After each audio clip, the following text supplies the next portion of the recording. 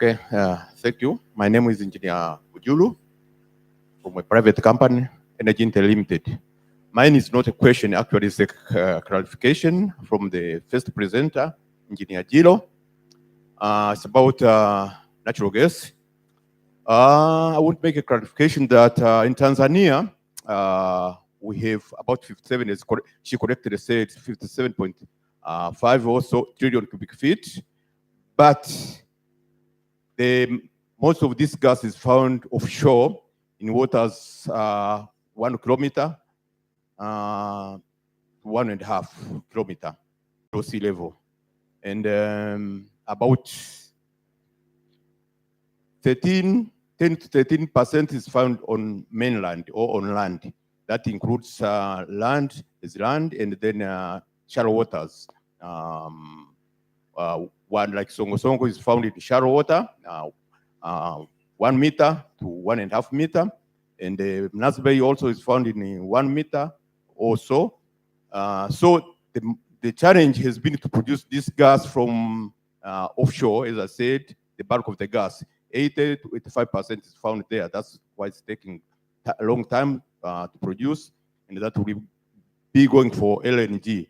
Now we are producing in that range from the mainland, which is about 10, as I said, about 10-15%.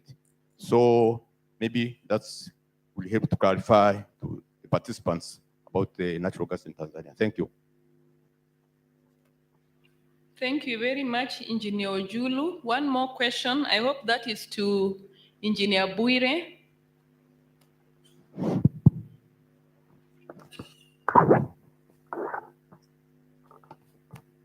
Asante sana. Mi naitwa Bakari Mwenyewewa kutoka Kuwait. Swali langu nakwenda kwa presenter wa pili. Nilikuwa nataka kujua tu what kind of technology of DC transmission you are using from Ethiopia to Kenya, because the DC transmission you have to generate reactive power to supply the line. So what kind of technology? Is it a new technology or the old technology of DC transmission? Because the new technology does not need any power generation.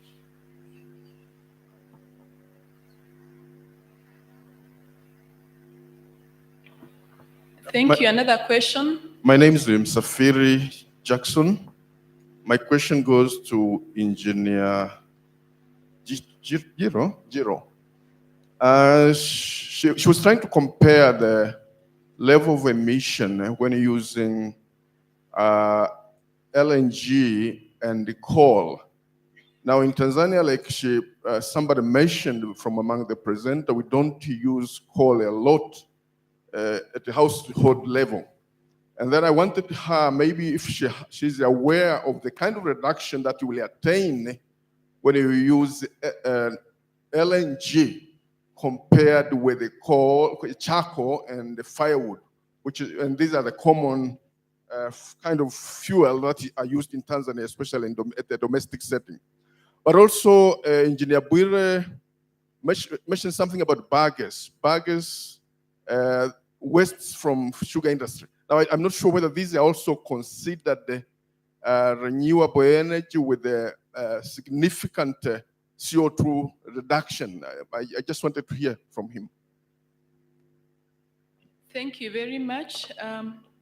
Let us start by Engineer Jilo answering 2 questions. Then we shall go to Engineer Bwire, 2 questions. And then finally, Engineer Hamisi, who has 1 question. Thank you.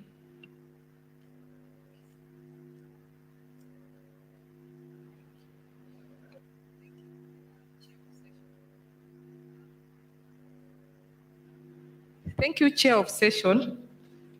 The first one I thought was not a question because I didn't give percentages where the gas is found. I only said we have some gas offshore and some onshore, but I didn't give the percentages. Maybe the question was on the depth, where the presenter asked about 1 kilometer to 1.5 below the sea level, and how you're going to ensure you get that gas offshore. We get that gas onshore. Onshore. Offshore. Okay, what I know is that we have international exploration companies, and I want to believe they have the skill, the requisite skill for extracting this gas, because we have gas exploration not only in Africa. In fact, Africa is where we are not fully exploring the gas that we have. So I want to believe the international companies will be able to do that. I hope I'm answering your question. Now, the second question on LNG and coal. Yes, I know I didn't compare with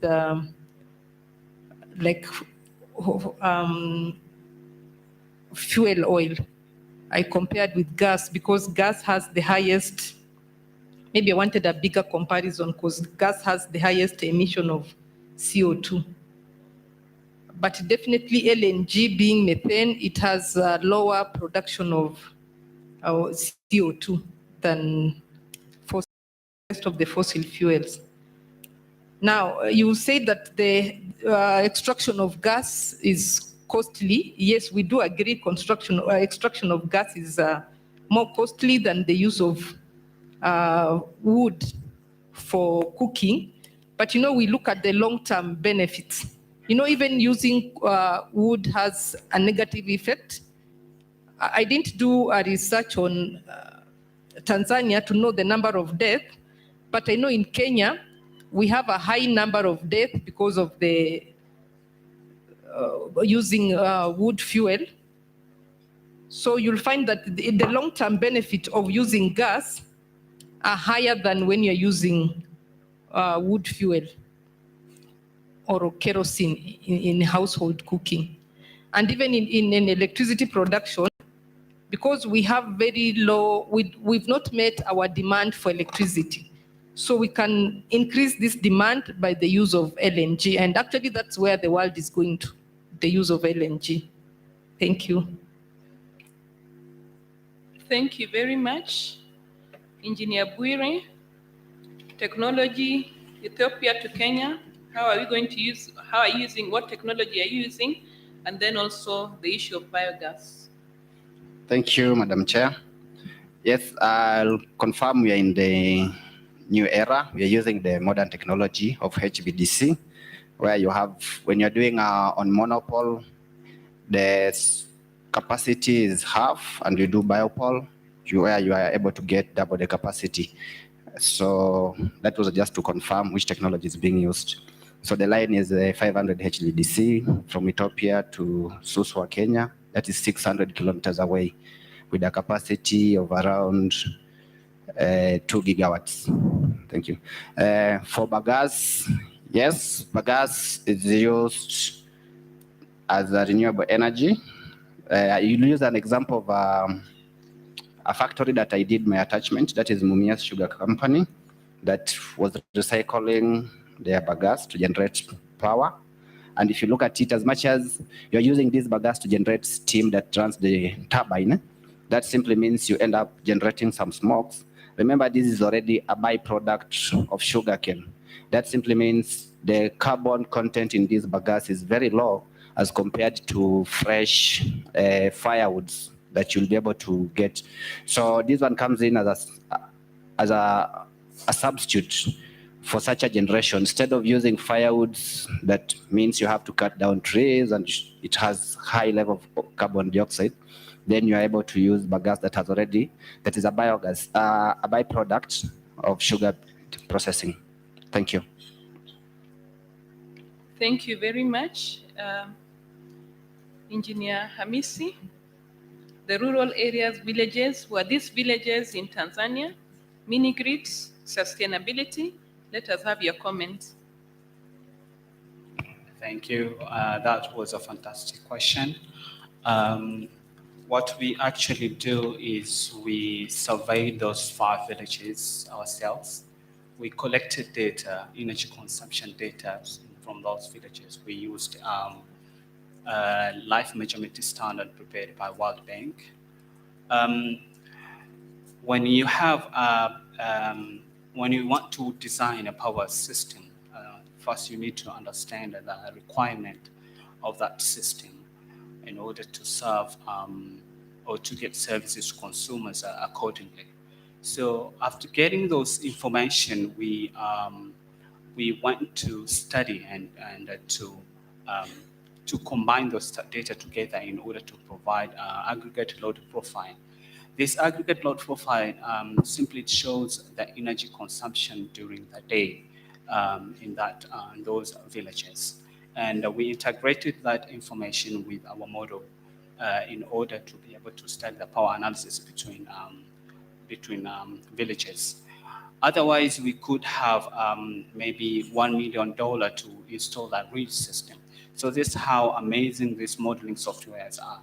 You can do your analysis and study before implementing it in actual. I think I have answered your question. Thank you.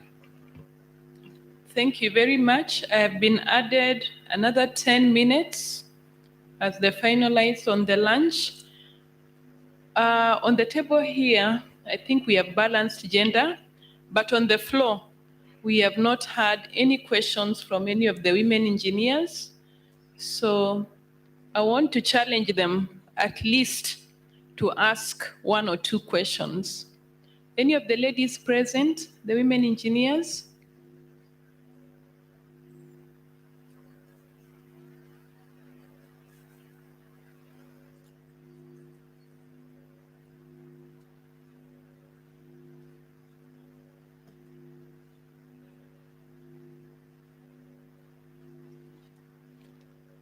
The ladies were very quiet. They are happy.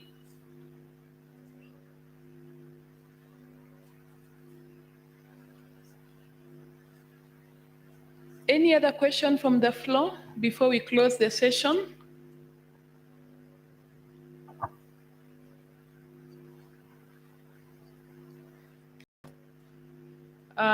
He has a question. Engineer Hamisi has a question. Please. Yeah, I would like to ask you, we have now Power Interconnect. I think, I'm not so sure where we are.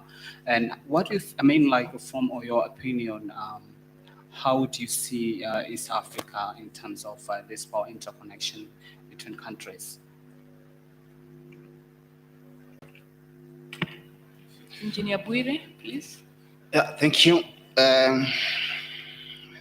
It's more of a question. Say that if East African countries actually what they are doing currently, some years ago, will be much far in terms of sharing our resources. Because if you look at a country like Kenya, we have relied on power supply from Uganda for a very long time. That has enabled Kenya to come up with its own generation. And now currently we are able to be self-sufficient. But of course, when it comes to energy, you can never be self-sufficient. You need to support your system by having some backup, that is like a reserve supply. When things go bad, how do you even start your generation when you have a national blackout? Do you rely on your neighbor, or do you have some backup, some startup generators? And one of the best way to even start is rely on your neighbors.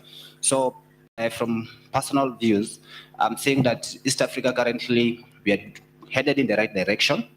Like you see, now we are having a transmission line coming up between Kenya and Tanzania, which has never been there.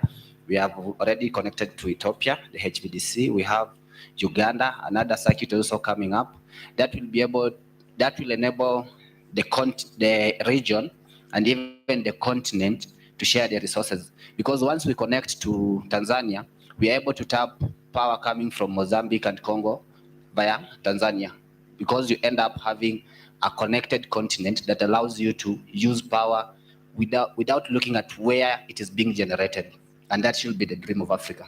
So we are headed in the right direction, only that we are starting maybe a little bit late. but better late than never. Thank you very much. There's another question from the floor. Actually, it's not a question. I just want to get in contact with Mr. Hashim.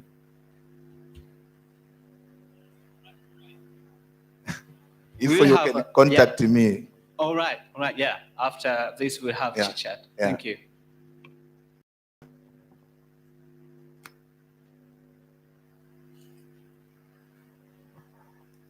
Can I ask one question? Yes, please. Okay, my name is Engineer Jabongo. I just want to just indulge on what Engineer Kamis has mentioned, mini grids, particularly on the solar PV system. Now, the solar PV system is very good. The problem we have nowadays is that sometimes you can install the PV system, you generate more than what you require, and there's nowhere you can sell these ones because of the tariff. Engineer, we can't hear you. Oh, you can't? Please start again. Thank you. Can you hear me? Yeah, I'm saying this solar system, the mini grid is very good, particularly the solar system. The problem we have normally is the net metering. In Kenya, we don't have, however much you produce, you can't sell it because it's not allowed. You produce more, you don't use everything, and then whatever remains now just goes to waste. So what we can do, we can encourage our government to at least give some incentive to the power companies. If you produce more, you can sell to them. If you produce less, you can buy from them. And it also depends on your consumption. Sometimes you're consuming more, sometimes you're consuming less. So when you're consuming less, you buy from them. When you're consuming more, you sell to them. So that incentive, if it is there, I'm sure most people will probably embrace this solar technology. Thank you. Thank you very much, Engineer Jabongo. I shall ask Engineer Hamisi to give, to make a comment and give his final comments. Then we shall go to Engineer Jilo, and then Engineer Bwira, and then we can close the session. Oh, sorry, you had a question? Yes. My name is Engineer Deogratias Mugishagwe. I'm just sending my question to Engineer. My understanding is being produced in Tanzania is good for exports than to use it internally. But what I would understand is more costly to produce LNG for electricity using the domestic market. Because if you have hydropower, then cost-wise, LNG will be more expensive for extraction and stuff like that. So advising Tanzania, what is the way forward? LNG for export or LNG for electricity production? Thank you. Thank you very much, Engineer Hamisi. Just 1 minute so that we close. Thank you for your comment on net metering. Of course, still now when you look at northern countries, Europe and America and Australia, they way away from us because they are using net metering, and the energy becomes more of a business of everybody. You could generate your own energy at your house, and you could sell your energy as well. But in most of the African countries, we don't have that one in very small scale. As I said earlier, in 2008, Tanzania government established SSP, small power producer framework, that allowed at least from 100 kilowatts and above to be for SSPs to sell to local consumers as well as to Tanzania Utility Company. But still in a small scale, less than that, or if you have a house, you want to generate more and access, we don't have the regulation below 100 kilowatts. Of course, this is still a problem, and it's an opportunity as well for people in power and for TANESCO to and Wura and other companies in the energy sector to see energy as a source of income of all people. So even if you're at home, you are generating more than when you are spending, you can sell to utility company. So you can improve, you can increase the income, but at the same time, we are removing the load to utility company to produce the energy for all people. Yeah, thank you. Engineer Bwire. Thank you. In an attempt to answer the question asked by the engineer, I'll say my advice to Tanzania will be, go both. You have to diversify. You cannot rely on one sources. Look at the example, for example, the Kenyan example. For a very long time, Kenya has relied on hydro. But with the time, geo has come up. And right now, we are relying more on geothermal than hydro. However, geo is a little bit expensive as compared to hydro when it comes to exploitation. So do the hydros, exploit the natural gases. I know the reason why it is expensive is because we have to borrow the technology, but we have the natural resources. With time, the technology the prices becomes more affordable. The country can also invest in capacity building and research. That means you become self-reliant, even when it comes to technology on exploiting the natural gases. So that is the best way to go. You diversify, but you ensure you're making steps on each day. You cannot do away with one because, and again, you cannot say you export your natural gases. At the end of the day, you keep importing hydro. The balance will be unfair to you as a country. Thank you. Engineer Gilo, your parting shot. Okay, my parting shot, just for information, before a country starts extracting natural gas, there has to be agreements in place and a ready market because of the cost of its extraction. So by the time the company starts exploring, you already have a market, so it covers the cost of extraction. And you'll note that there are regulations that are being put in place so that we may be able to meet SDG 7. And they are going to be very punitive on CO2 emissions. So we have no choice but to adapt the clean energy. And we actually have the market in place. Thank you. Engineer Hamisi. One more thing. My paper is already published at IEEE Explore, and it has been last published from Kigali conference in Africa. For those scholars who want maybe to do citation, you can also go through the IEEE and you can do citation through that paper. But also I have a full paper in this proceeding if you are interested more to see, and in topology as well as the cost analysis is available as well. Yeah, thank you. Thank you very much. As we come to the end of this session, the important thing is that we have opportunities out there. We have best practices that have been shared by the different panelists in front of us. We have the need to actually put in place frameworks that are going to ensure that renewable energy is the way to go, and it is critical for all our lives. So with those few remarks, I want to thank you all. And the session comes to an end. I refer back to the main MC. Thank you. Thank you. Thank you very much, Madam Ogut, for very able handling of the session. Another big hand of applause to the chair and the paper presenters. I'm sure you have learned a lot from these presentations, which might not have been in your mind before this conference. So I have a few things to announce before we break out for lunch. One thing is that you should remember, and you have seen it in the program, that we have a cocktail party at the end of today's sessions. It will be today, right after the sessions, the last session in the evening. And that will be held at Twiga Club, a place called Twiga Club. which is opposite Semunge Market.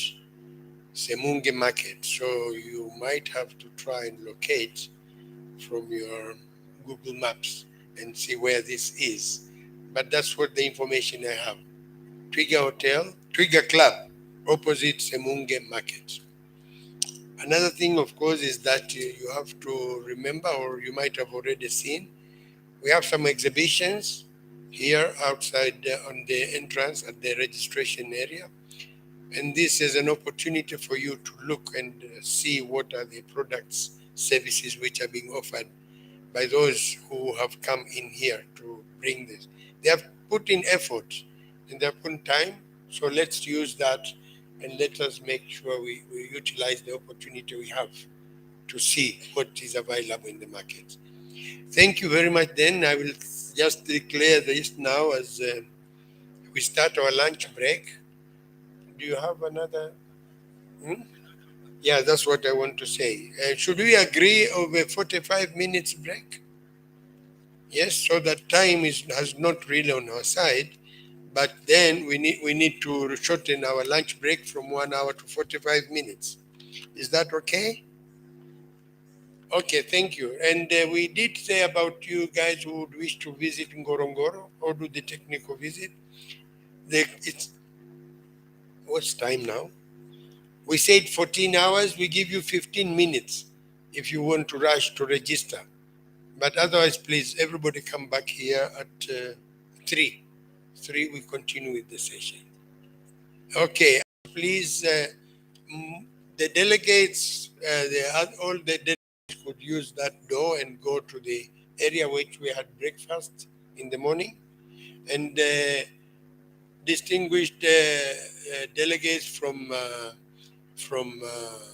outside Tanzania and paper presenters, the chairpersons, could you please, you will follow Nancy. She will direct you where to go for your lunch. We come back at 3. Thank you very much. The rest is the same area we had breakfast. Karibu sana. Bon appetit.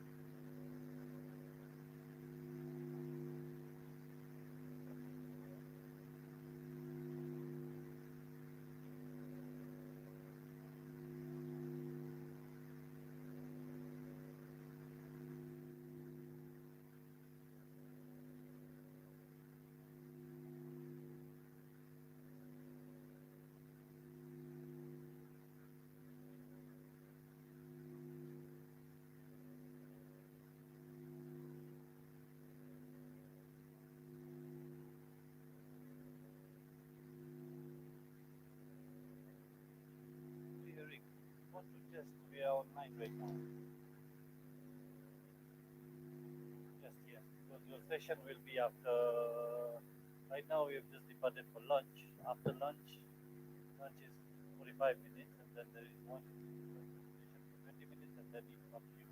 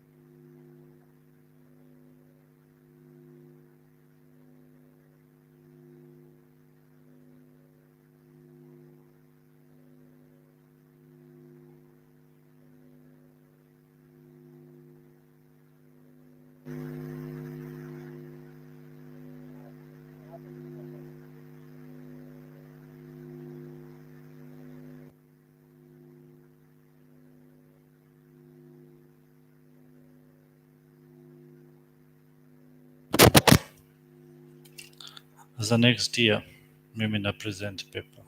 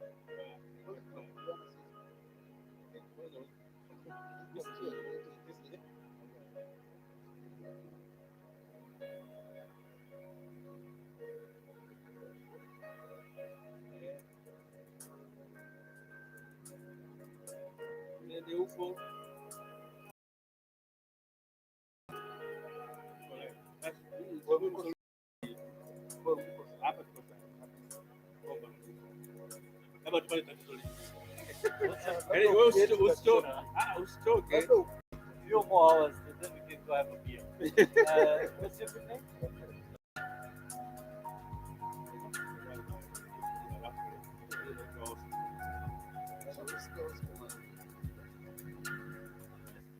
More what? Next day you'll be together. All after. I'm Dr. Na. I will bring it. Jiunga nione hapa. Ile invitation kwa sasa jiunga.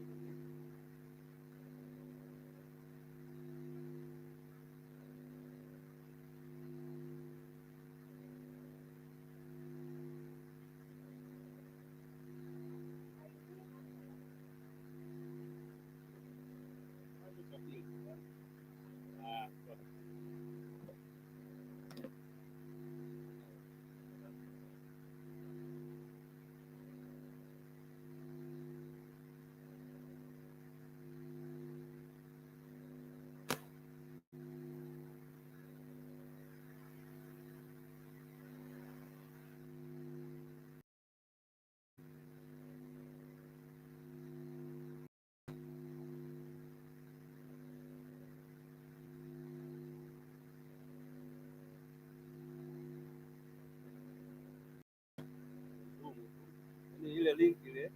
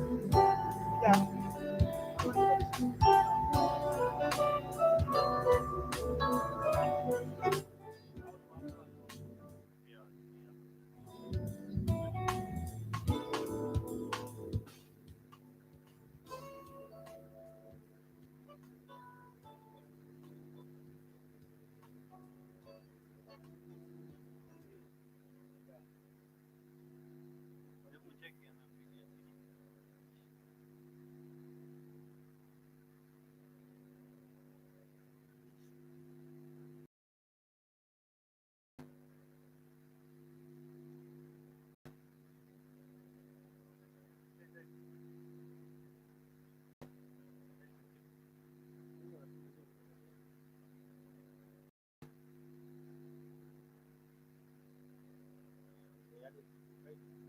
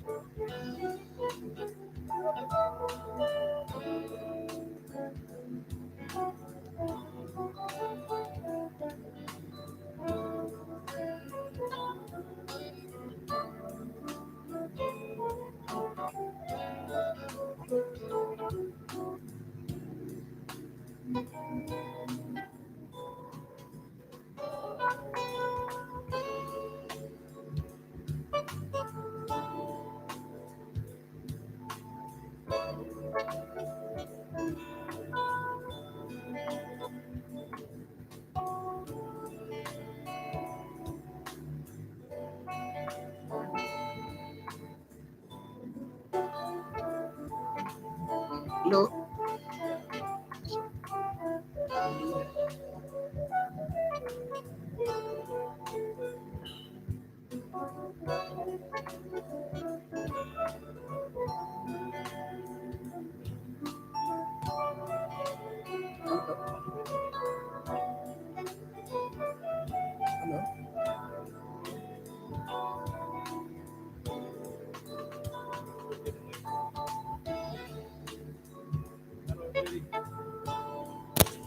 Hello, Eric. Can you hear us?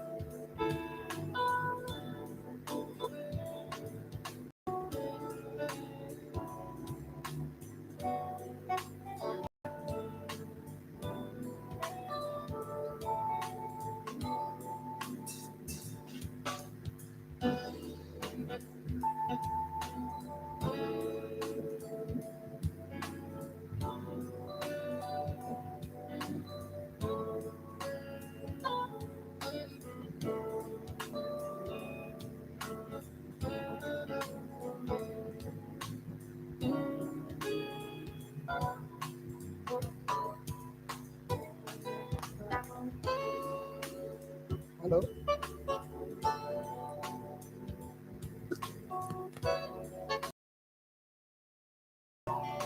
Yes, hello. Yeah, Yes, the sound is okay. yeah, it's okay. Okay, so you had asked that I try the presentation. Yes. Just try.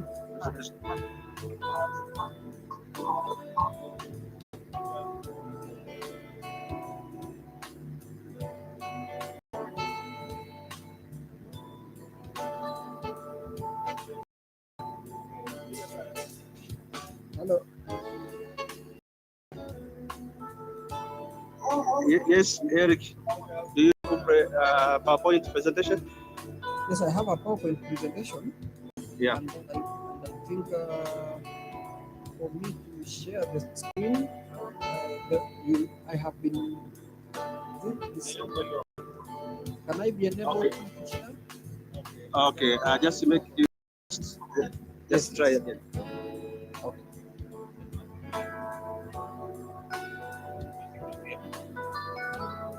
Yes.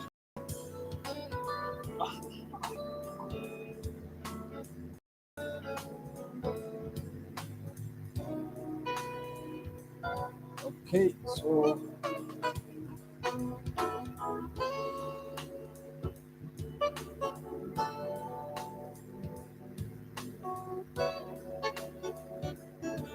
On your video.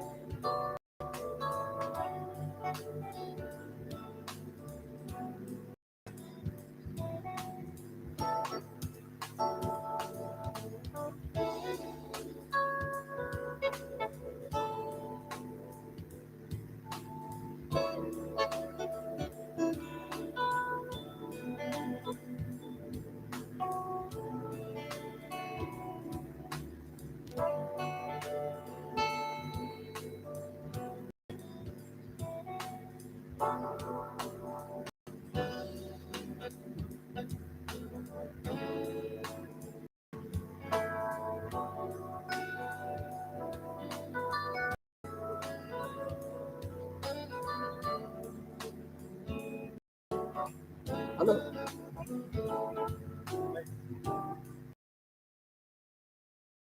Yes. Oh, it's very fine. Yeah. Okay, and my sound is okay.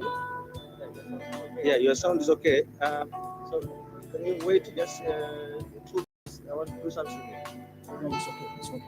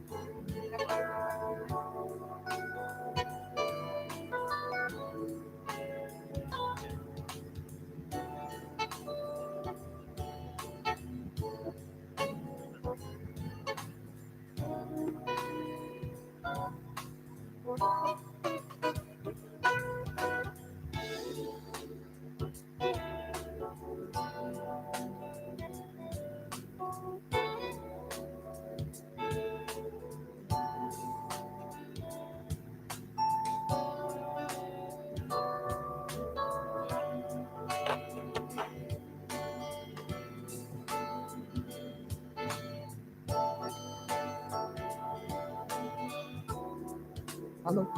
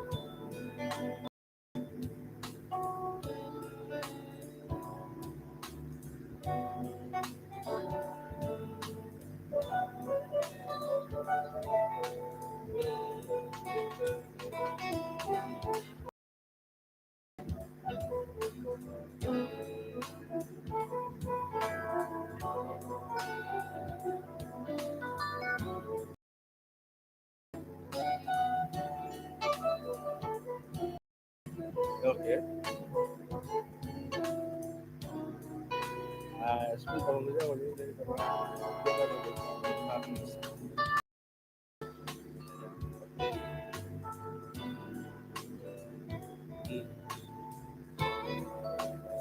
Kwa basi niangalia hapo. Nataka na niangalia ndo.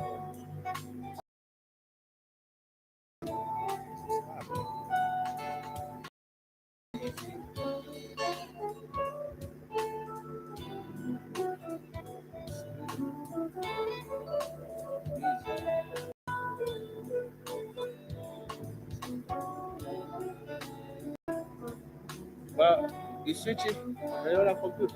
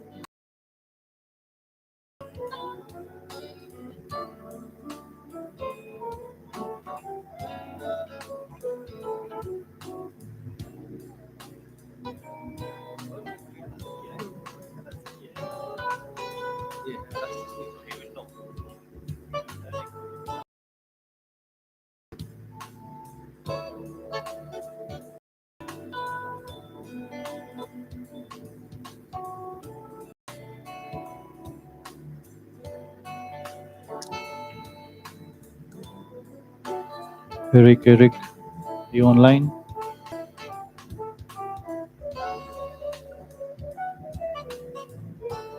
Eric, can you hear me?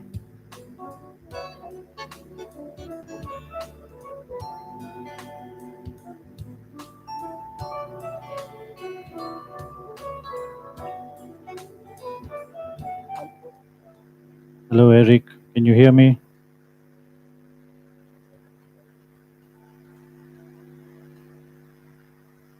Okay, but no.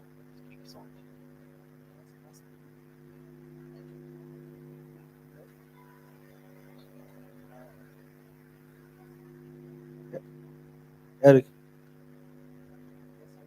Yeah, just wait a few minutes. Yeah, almost 2 minutes and then we come back to you.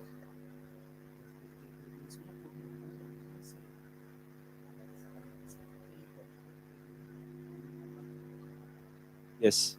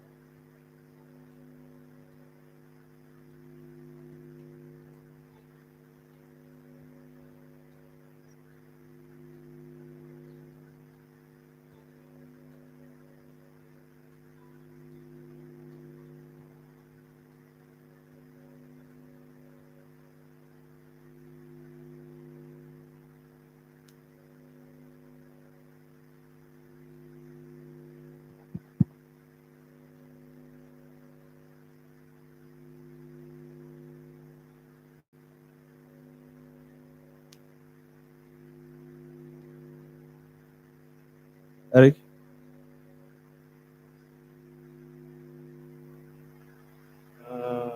testing.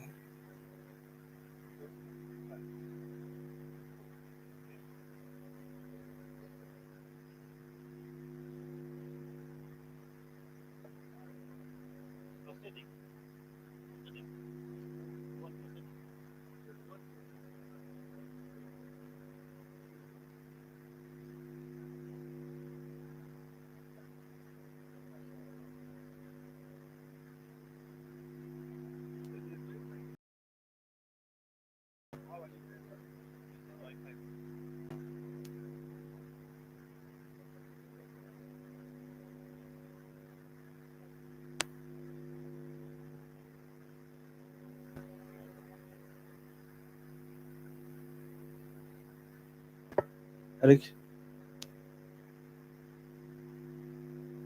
can you say something?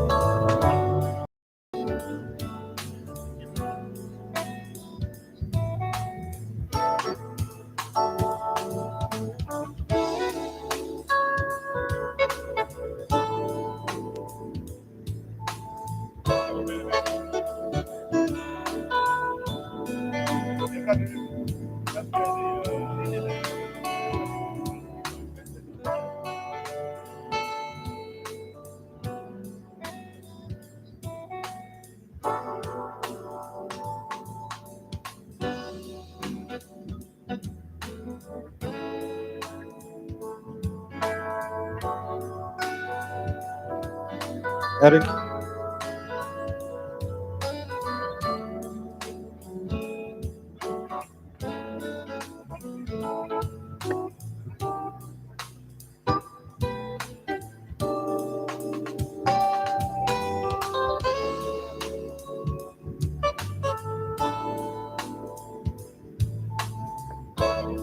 Eric,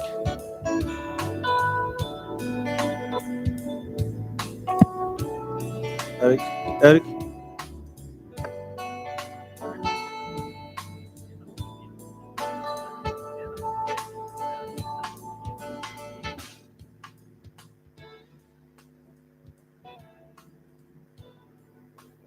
Eric,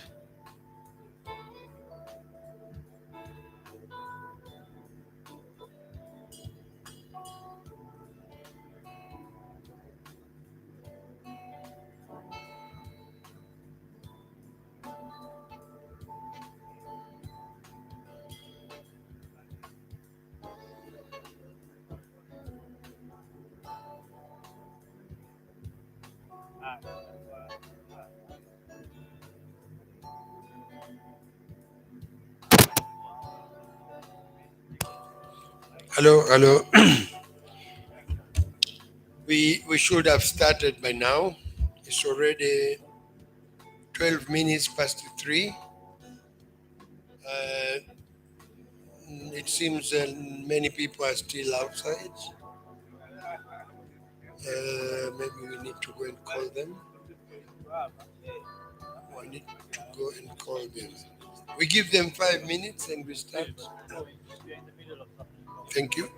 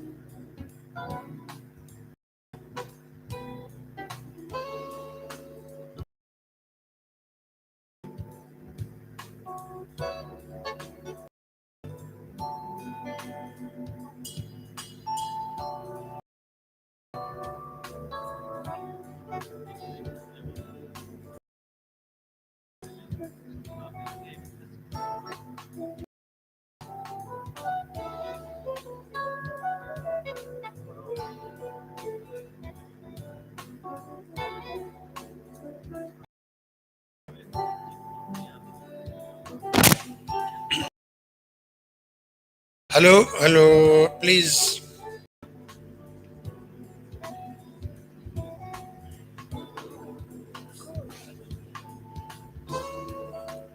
Yes, I think we should start.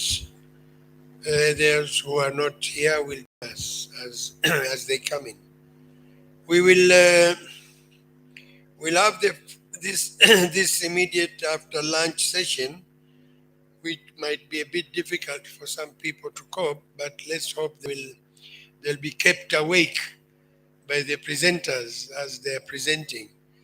And to chair this session, we'll have Engineer Andrew Muwezi.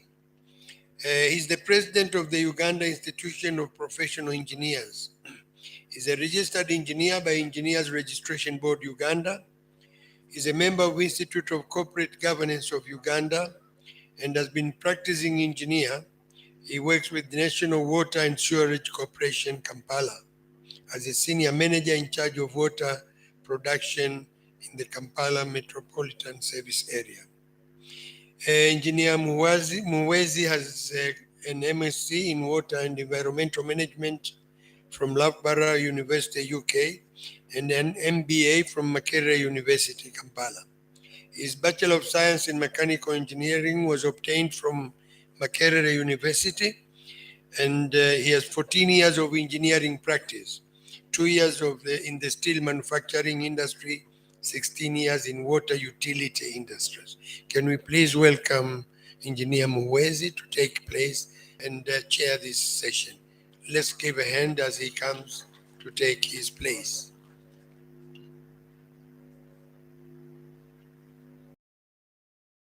You can take over. Not one. We have one presentation which was supposed to be done virtually, but the presenter is still not connected to the Zoom link, and I'm not sure if he will be done by the time his presentation is due. But let's see how the chair will manage this, because I think we'll see how it goes, and let's leave it to the chair to see how we can manage. Thank you. Engineer Muwezi, please take over. Yes. Thank you very much, moderator. Good after lunch, and gentlemen. I want to welcome you to session 2. The introduction about my names and details has been elaborately done, so I will save time and not go so much into that again. Our session this afternoon is themed Information Technology Development for Economic Growth. We have two interesting presenters. One is physically with us here, whom I will introduce shortly, and the second one is online. We hope we'll be able to get him online. To kickstart us off is Engineer Joel Nadebu Ouma. He's an electrical engineer. He holds a bachelor's of engineering in electrical and telecom engineering. He has been working in the ICT sector for 7 years in design and construction of electrical, telecommunications, and energy projects, both in public and private sectors. He currently works at the State Department for Public Works as a senior superintendent, engineering, and is responsible for design, documentation, supervision, and management of government projects in the built environment. Welcome with me, Engineer Joel Nademu Ouma, to make his presentation. You have 15 minutes. Over to you. Thank you so much, Session Chair, Engineer Andrew. All protocol observed. I know we've had a sumptuous meal and maybe our eyes are struggling as they can be. Conference for the IET, I want us to talk about incorporating ICT in engineering projects design as a key driver towards post-pandemic economic recovery and growth in Africa. We are going to look at the milestones and the challenges.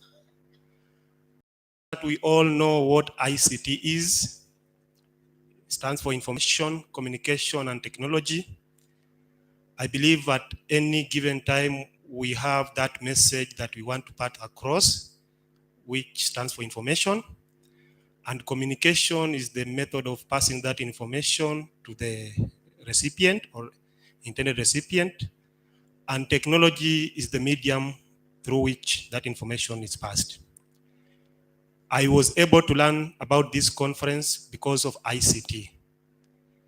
And we all know what ICT has done. So it's going to be an interesting discussion because as engineers, we are the drivers of ICT. And we have to incorporate ICT in our engineering designs. So to start us off, first of all, we are going to look at the background information briefly about the United Nations Sustainable Development Goals, which ICT plays a key role. We can start with the UN SDG 9, which aims at a robust industry, innovation, and infrastructure. And we all have desired results of increased employment opportunities, growth, GDP, and maybe to some extent double the GDP in the least developed countries, majority of whom are in Africa. So with this goal, technology will play a key role. And also to look at SDG 11, which we want to achieve sustainable cities and communities. We all want that city that will live freely, city whose our lives will not be compromised, will not be affected, a smart, sustainable city and community. This one, we target universal and inclusive access to sustainable, safe, affordable, basic amenities like housing, health, education, transport, waste management, among others.